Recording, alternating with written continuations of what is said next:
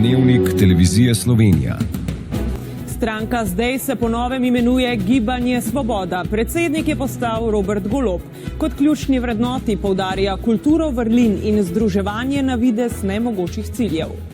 Zadnji mesec imamo prihod pomladi. Zadnji mesec se gibljamo po terenu in doživljamo to, kako nas ljudje sprejemajo. Zadnji mesec ljudje plešejo skupaj z nami. Kako plešejo? Zahtevajo podpise, ker se veselijo praznika demokracije. Namenoma se bom skoncentriral samo na te res kratkoročne ukrepe.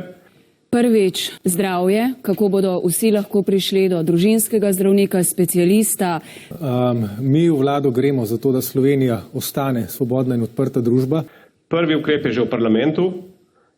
Potrditev zakonov in sprejem zakonov o odpravi škodljivih posledic te vlade. Zagotovili bomo vsaj največ 30 dni do specialista. Se pravi, najprej bomo odpravili škodljive posledice te vlade. In zakona o neodvisnem RTV-ju. Torej javno kakovostno zdravje za vse. In sprejeli set ukrepov proti draginji. Drugi ukrep je priprava strategije na jesen. Strategije, ki se reče post-covid strategija. Potem, kako socialna varnost, vložili smo že zakon o javnih najemnih neprofitnih stanovanjih. Sicer pa bomo ob koalicijskih pogajanjih trdno vztrajali na naslednjih postavkah. Prva, 30 tisoč stanovanj do leta 2030. Zagotoviti, da bodo lahko posebej mladi prišli do stanovanja po ugodni ceni, to je socialna varnost. Še čisto na koncu, sprememba in energetske regulative, da preprečimo, da bo ljudi po zimi zeblo. Če rastejo cene, morajo tudi plače in pokojnine sploh najnižje. Seveda tudi višje minimalne pokojnine in plače. To pomeni tudi gospodarstvo, ki bo ustvarjalo dodano vrednost.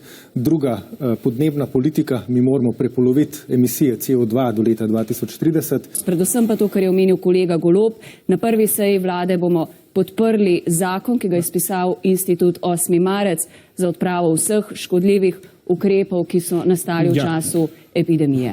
In tretja, rešitev javnega zdravstva, to je zadnji mandat, da javno zdravstvo rešimo pred razpadom ali privatizacijo.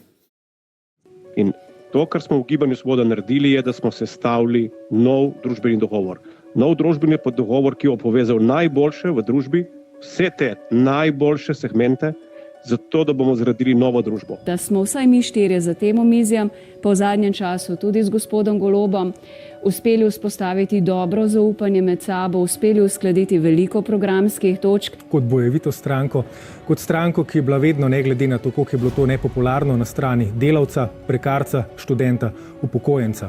Družba, ki bo socialno pravična, solidarna, hkrati bo pa ustvarila dodano vrednost na bistveno višjem nivoju, kot je to danes. Za najrevnejše mislim, da nihče ni naredil več od nas. Mi bomo Slovenijo v naslednjih 8 letih pripeljali med najboljše na svetu. Zato, ker bomo povezali individualno odličnost naših posameznikov in posameznic z delovanjem države in politike. Edino na ta način si bo lahko politika znova pridobila zaupanje ljudi. Glejte, vsak med nami ima nalogo, da do zadnjega dne svojo stranke opelje na najboljši rezultat. Po drugi strani smo bili vsa ta leta zelena opcija v parlamentu, tisti, ki si borimo za to, da ohranimo okolje, gozdove, naše reke za prihodne generacije. In konec koncev smo stranka, ki je za to, da Slovenija ostane demokratična in odprta družba. Sem prepričana, da bomo Socialni demokrati zelo trden faktor v tej novi vladi.